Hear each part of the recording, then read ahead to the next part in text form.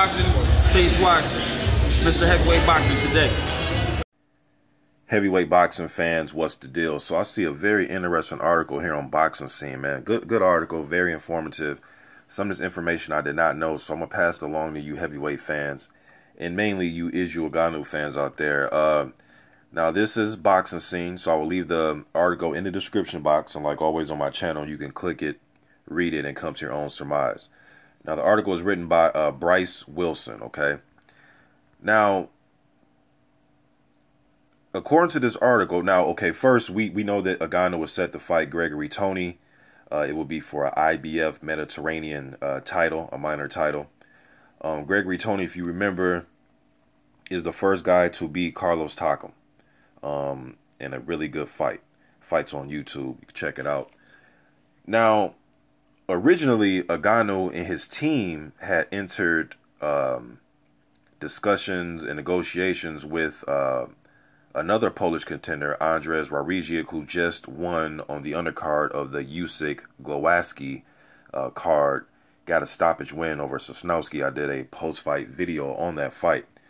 Wawrzyk, 33 wins, 1 loss. I believe he's 33-1. I don't have it in front of me, but I believe he's 33-1 with like 19 knockouts, I believe.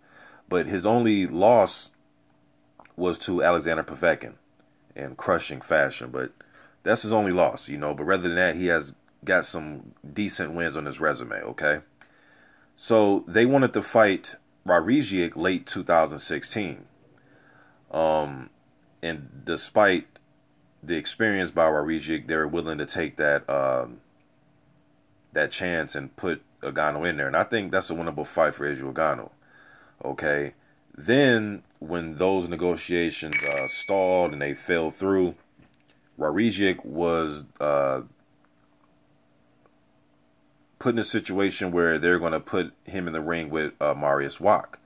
Now, Mariusz Wach, I know, was ordered by the EBU.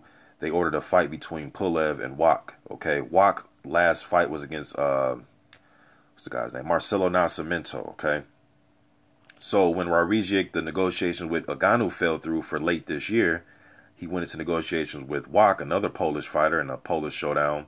Those negotiations fell through, and Wawrzyk passed on Wach. So then Polsat,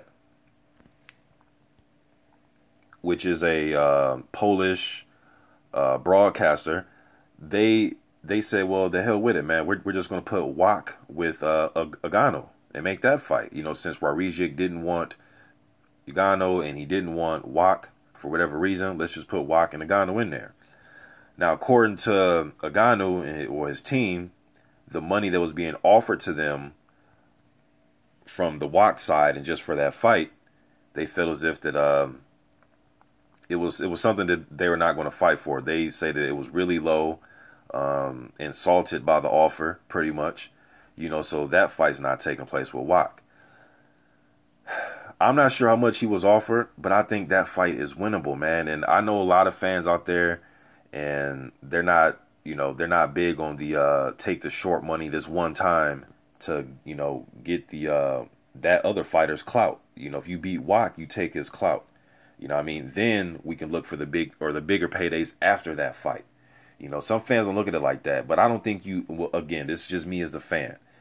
You would think it's like, you know, you wouldn't need a boatload of money to fight Mariusz Wach, would you? But then again, I'm not sure how much they offered him. You know, I'm not saying take the fight. They only offered you, you know, $9,000. And I'm not saying that's the case. You know, I'm not saying just go in there and fight for free. But I'm just curious to see how much did they really offer him in comparison to other fights that he's had. Now, some of you may say, well, that doesn't matter because Wach is far superior than anybody who he's fought. True, but I think Wach at this point is very beatable. I thought he lost that Nascimento fight. I watched it on YouTube. I did a post-fight video, or I did a post-fight video on that fight. You go check it out, man. I thought Nascimento won that fight against Wach. I think he's very beatable at this stage. He is a big, durable guy. A lot of experience, been in there with Klitschko and a few other guys, Povetkin. But at the end of the day, man, I think he's very beatable, and I think Ugonoh can beat him. You know, so let me go ahead and read what Ugonoh had to say, all right, from this article. He says, they ask him, his opinion about this whole situation, and here's what he had to say. He says, let me make sure I'm starting from the beginning. He says, the whole situation is just business at the end of the day. If you look in the Polish media, Polsat never really talked about me fighting Wawrzyk. I'm not a politician, but the way Polsat put it, I think it was always their intention to mention Wawrzyk while actually luring us into fight Wach. Of course, I didn't see it. I was the one that still wanted to fight Wach, even for virtually no money. Luckily, I have some good people behind me who are wanting to take care of my business, and they convinced me that it isn't right idea for now.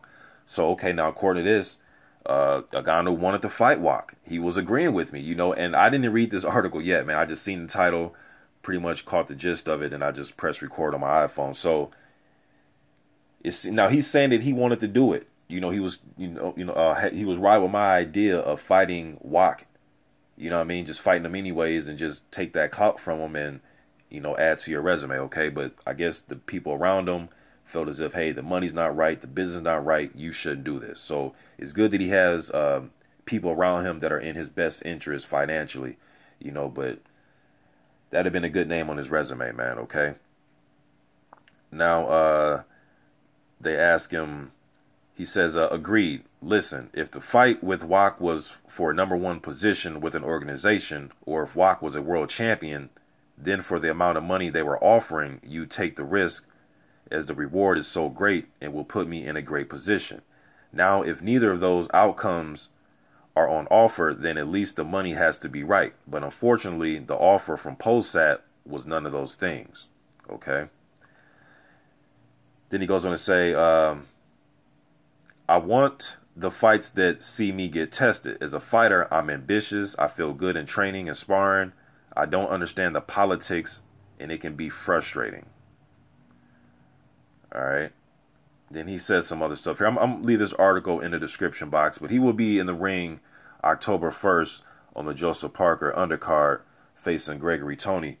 So it's funny, man, because there was another article put out, and this was before the when he was on the undercard of the Parker Hawamanu undercard, and they were asking him about Artur Szpilka.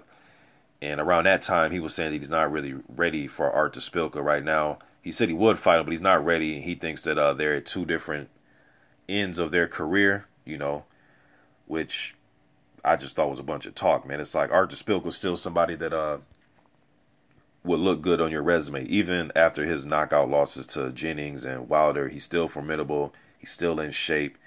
I seen Szpilka training. I seen him in sparring with Molina and a few other guys. He looks ready to go right now, Szpilka does. But yeah, man, I really don't see why this fight with Wach and Ugonoh, I really don't see why they couldn't come to an agreement, man. I wish that they would reveal the numbers to us just so we can know, like I said, and just in comparison to his other fights, like how much did he want to get paid for Wach? And he says that if this was for a title or something that will put him in a better position, he would have took the fight for the less money. But I believe that, yes, Wach doesn't have a title. Yes, it isn't for a elimination bout. But Wach was ordered by the EBU to fight Pulev for the EBU title. So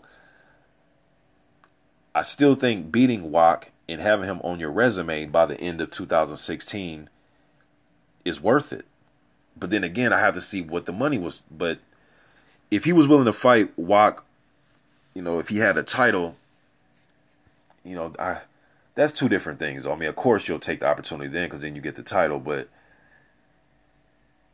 sometimes you got to make these tough decisions, man. And I just don't want to see you fighting a whole bunch of journeymen because the money isn't right. Next thing you know, you're going to be 27-0 with a list full of damn journeymans. And the money wasn't right to fight this guy or that guy or this guy or that guy.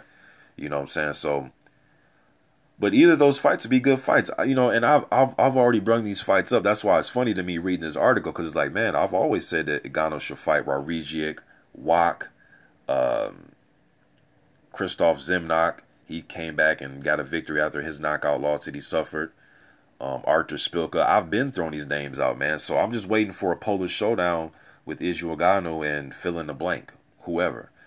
So maybe Polsat or whoever can get this money right, man, and let's get Izu Ugonoh in there with somebody that's going to test him so we can see where he's at. You know what I mean? I'm not his accountant, man. I'm not worried about his bank account.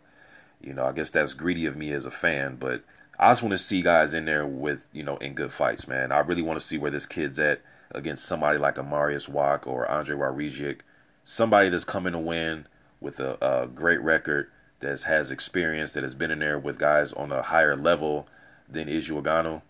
You know what I mean? So, you guys let me think in the comment section, man. I'm out.